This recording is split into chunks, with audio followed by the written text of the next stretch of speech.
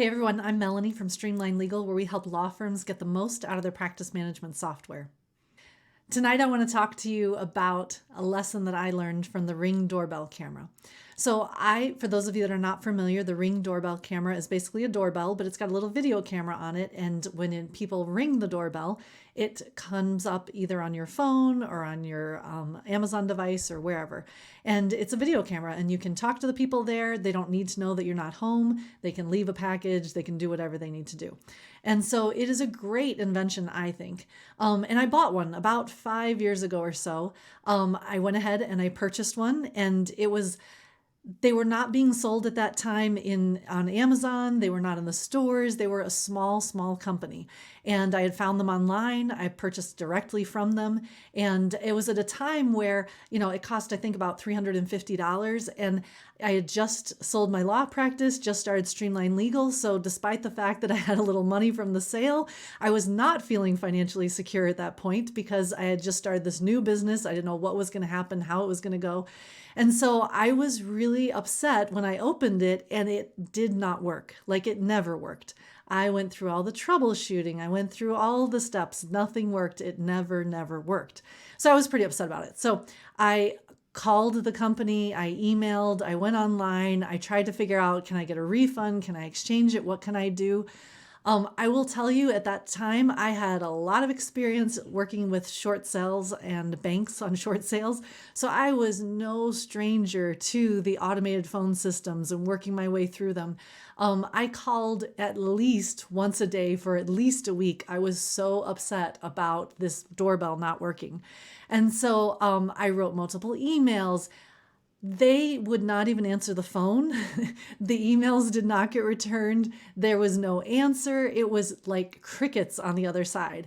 And so I actually got kind of upset about it because I thought, well, that's just too bad. Like, I thought this was a really great idea for a business. And I think, now the company's going to go downhill because if everyone's trying to call and no one's getting a response, they're doomed to fail. Like, this isn't going to work, right? And so I was absolutely upset about the money, of course, at the time. And then I was also concerned for the well-being of the company, right? So now you fast forward 5 years, and every third house I walk down the street, there's a Ring doorbell on the house, right? They've got a partnership with Amazon. You can buy them all over the place. They're sold in all the stores. It'll sync to your Alexa device now, all kinds of stuff. And clearly my one-person boycott did not do anything to affect the financial stability of this company. But I started thinking, and I thought about, what if they had actually stopped? Like, what if my complaint and whoever else got one that wasn't working, they all complained on this holiday season. What if they just threw in the towel, right? What if they folded? What if they're like, forget it, this isn't working, we can't do this, whatever. If that had happened, they never would have had the success that they had today, right? If they had taken my call, heard how upset I was, got 100, 200, 500 calls just the same way, and decided not to continue, they wouldn't be around today, and they wouldn't have had the success that they've had in the last 5 years, right? And so what happened was, I started thinking about that, and it wasn't, and I'm going to be completely honest, it was only relatively recently, like within the last month or so, that I had given up on that money a long time ago, right? I'd written off the whole experience. I would, pass them on the store and think about how horrible the experience was and how I was so upset. I'd moved on with my life, right? And it wasn't until about a month ago that I got to a place where I started thinking about that money, and I thought, you know what? I'm no longer upset about that money. And it's not even that I just wrote it off. Now it's more like I'm proud to have spent that money because I feel like I was a part of the growth of this company, right? I was somebody that helped a small business succeed. Now, granted, I didn't get the camera. It didn't work. I had the bad experience in that regard. But the point is, I was able to appreciate the idea, and now very much appreciate the idea, that now I've been able to contribute to this small company's growth into a large company, right? And whatever successes that they've had. And I think about that every time because I know a lot of businesses, a lot of law firms in particular, if you've worked with more than maybe 100 clients, right?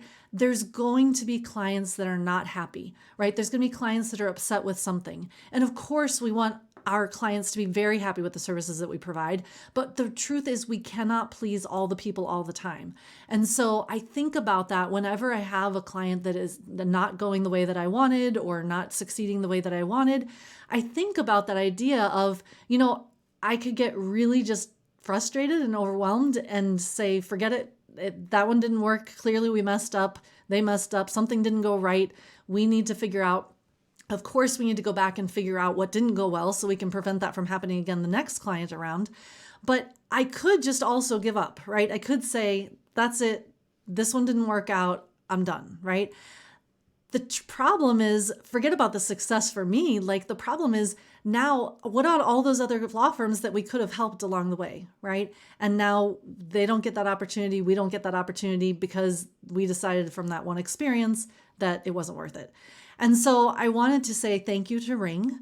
I wanted to say thank you to my team for keeping the idea that just because one client doesn't work out well, or just because we have a bad experience in business, in our businesses, things don't go the way we planned or the way we want, doesn't necessarily mean that we need to give up. And if we did give up, what would we and our potential clients be missing out on? So thanks for joining me tonight. I hope that you have this experience within your firm as well, and that you're able to appreciate the things that you learn from the experiences that don't go well, but then also the idea that, just because things aren't going well doesn't mean that it's necessarily time to give up. Thanks so much. Have a great evening.